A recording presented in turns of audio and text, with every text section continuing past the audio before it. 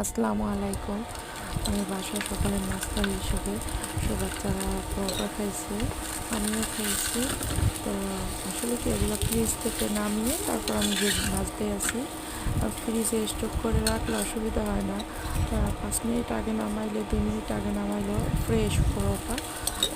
তো হালকা হালকা আমি একটু তেল দিয়ে দিচ্ছি, কারণ বেশি তেল দিলে গ্যাসের সমস্যা করতে পারে। আর বেশি তৈলাক্ত খাবার আমি খেতেও পারি না, বাচ্চাদের খাওয়াই না, স্বাস্থ্যের জন্য ভালো না। তো যাই হোক, এখন মানে আমি পরোটাটাকে ভেজে নিতে আছি ভালোভাবে। আর হালকা পরোটা হালকা দই দিয়ে দেখা যায় ভাজলে এই জিনিসটা খেতেও ভালো লাগে।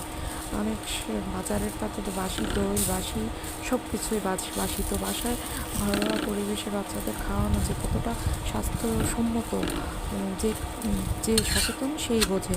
আল্লাহ হাফেজ, এবং লাইক কমেন্ট সাবস্ক্রাইব করতে ভুলবেন না।